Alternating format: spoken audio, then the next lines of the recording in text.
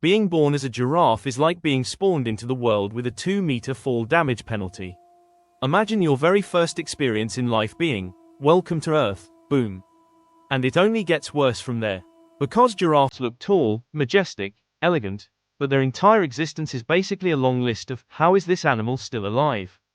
Welcome back to Life on Hard Mode, where today we explore how being born as a giraffe is like playing life on expert difficulty, with spaghetti legs. Let's start with the moment a giraffe is born. Most babies enter the world gently. Giraffe babies, they get yeeted into existence from a height of 2 meters. They don't slide out, they fall out. It's like nature said, you're tall now. Time to learn about gravity. If they survive the drop, and that's a big if, they have exactly 1 hour to learn to walk. Not because giraffes are geniuses, but because lions are not patient. Everyone thinks the long neck is for reaching tall trees. That's partly true, but even with a neck longer than some people's relationships, it's still not long enough to reach the ground. So drinking water becomes a life-threatening yoga pose, legs spread awkwardly, head upside down, entire blood system saying, please stop. At this angle, giraffes are so vulnerable that lions basically camp watering holes like it's a boss fight. Evolution gave giraffes, long necks, long legs height advantage. And then forgot, oh right, they still need water. A giraffe heart is insanely powerful. It has to pump blood 2 vertical meters to reach the brain. So giraffes have blood pressure so high that if a human had it, they'd explode like a poorly made water balloon. But this insane heart power creates problems. If a giraffe raises its head too fast, right pointing arrow, blackout. If it lowers its head too fast, right pointing arrow, dead. So evolution installed biological pressure valves in their neck because their cardiovascular system is basically a fire hydrant. Giraffes can kick hard enough to kill a lion instantly. That's awesome. The problem, they almost never use it.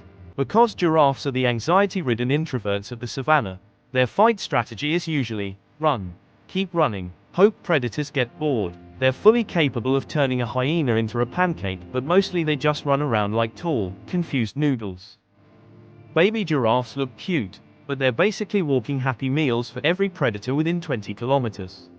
Hyenas, lions, leopards, crocodiles, everyone wants giraffe nuggets. And because they're born so wobbly, their first steps look like a drunk baby deer trying VR for the first time. Mother giraffes, they defend their babies, sometimes. Other times they're like, honey, run faster. Mommy believes in you but not enough to fight a lion. Giraffe males compete for females using a fighting technique called necking. Which is basically, swing your neck, smash your skull into the other guy, pray your spine doesn't snap. Sometimes the loser gets knocked unconscious. Sometimes the winner gets a concussion. Either way, giraffe romance is less, The Notebook, and more, WWE, but everyone's dizzy. Being tall is great until you get hit by lightning, or often you can't hide from anything. Every predator can see you from space, low-hanging branches smack you in the face at 40 kilometers per hour. Giraffes are so tall that even rain hits them harder. They literally experience storms differently than other animals.